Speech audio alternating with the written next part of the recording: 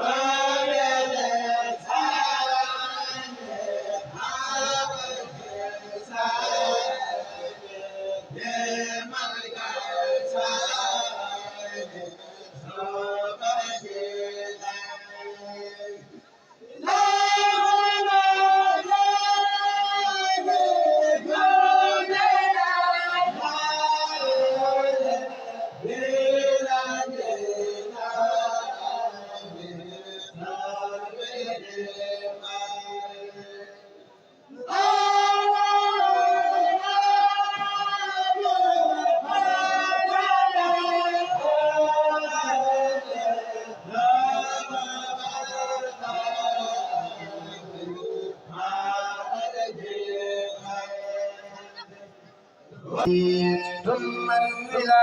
ما إلى تهي السعاد غدا فلا تروه يا مصيب الحنان سواك لم أرد في سر وفي علان بحق وجه في دعاء في خير وجه أناني يا رب كل وخلي بجاهي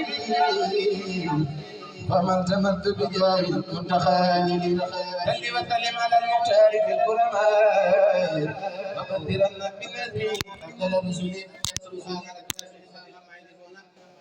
وسلام على المرسلين لله رب العالمين حديث الصالحين ku fi gën a bëgg Serigne Saliou Mbacké di ko taxaw ca kaw màggal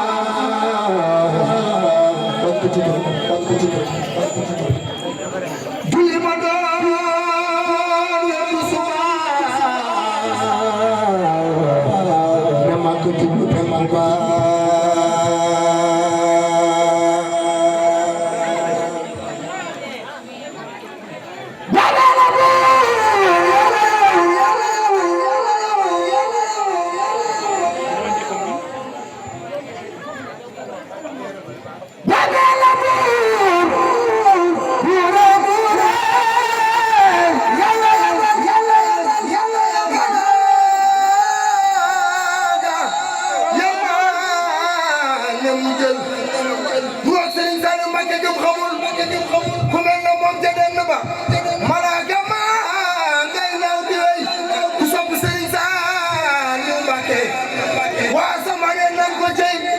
leer gi nga àndal moo gërëy xanaa imaam mu màgg ba cey Sëriñ Saaliw Mbàkke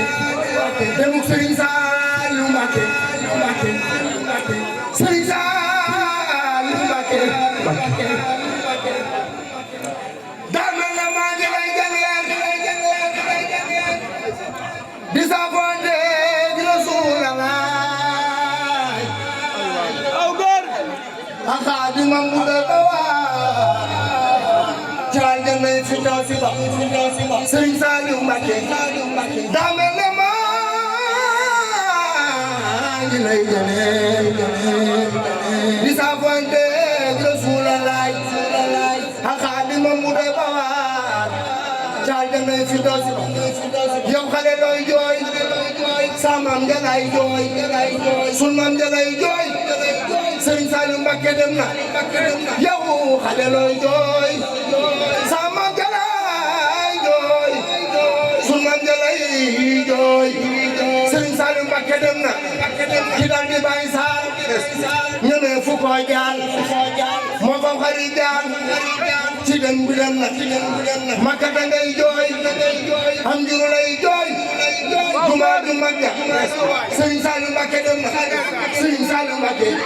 Sëriñ Saaliw Mbàkke Sëriñ Saaliw Mbàkke xalifatulaay fi la dina dem na dinaana